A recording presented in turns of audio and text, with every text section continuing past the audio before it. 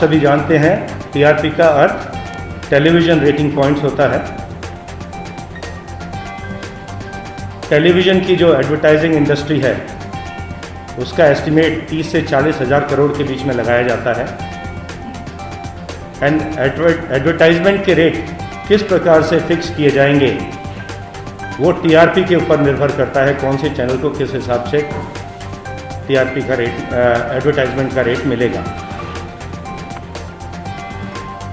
तो TRP point में अगर छोटा सा भी बदलाव होता है मैनिपुलेशन से या अदरवाइज, उसका असर हंड्रेड ऑफ करोड़ में पड़ता है।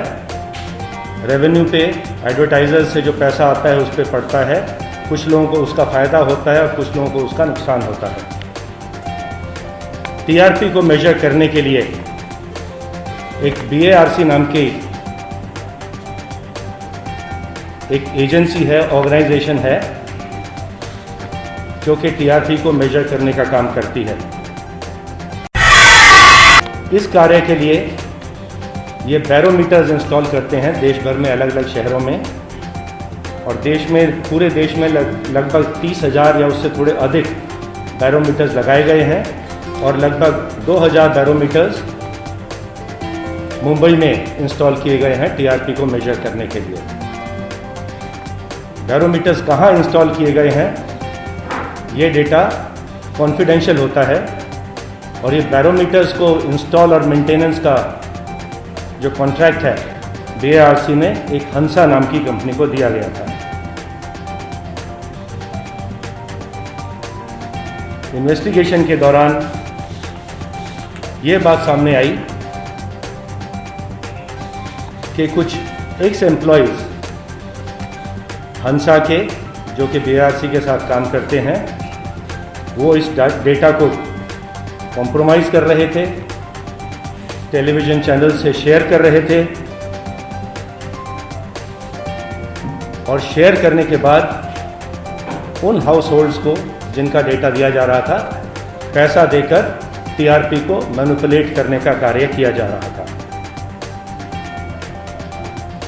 जो मैनिपुलेटेड हाउस होल्ड्स थे, जो डेटा मैनिपुलेट किया जा रहा था, उन हाउस होल्ड्स को बोला जाता था कि आप किसी विशेष चैनल को ऑन रखिएगा, आप देखें या ना देखें, लेकिन ये चैनल ऑन रहना चाहिए। आप घर में हैं या नहीं हैं, ये चैनल ऑन रखिए। और ऐसा भी देखने को आया कि कुछ व्यक्ति तो जो अनपढ़ हैं, अनएजुकेटेड हैं, उनके घर में इंग्लिश के चैनल्स को ऑन करके रखने की डील की गई थी।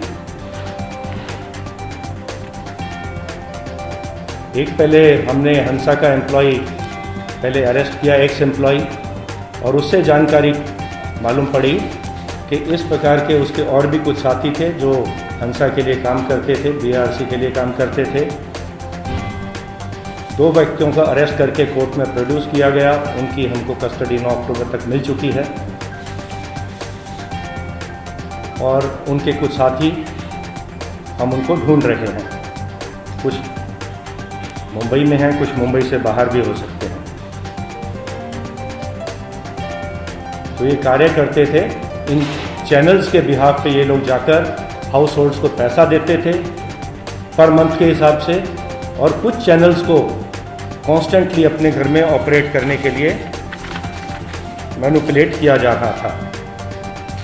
जो एक व्यक्ति पकड़ा गया है, उसके अकाउंट से हमने करीब 20 लाख रुपए सीज़ कर लिए हैं, और उसके अलावा करीब 8.5 लाख रुपया कैश में हमने उसके बैंक लॉकर से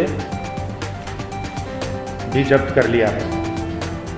अभी तक जो हमारे सामने जानकारी आई, जो अब तक इन्वेस्टिगेशन हुआ, उसमें 3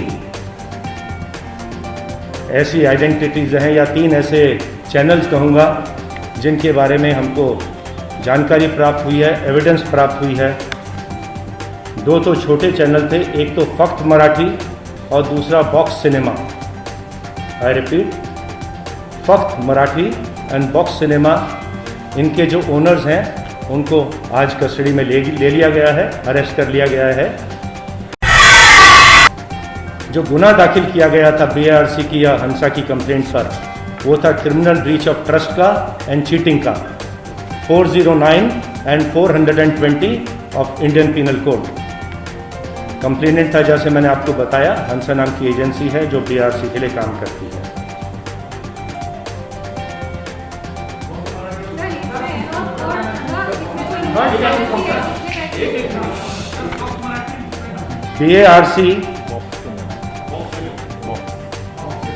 बीएआरसी ने जो अपनी एनालिटिकल रिपोर्ट सबमिट की, है, उसमें जो नाम सामने आया है वो है रिपब्लिक टेलीविज़न का, जिसमें के सस्पिशन स्ट्रेंथ टीआरपी के देखे गए। हमने ऐसे कस्टमर्स जिनको अप्रोच किया गया था, मैनिपुलेट किया गया था, जब उनको बुला के उनसे पूछताछ करी तो उन्होंने एडमिट किया कि उनको पैसा दिया गया था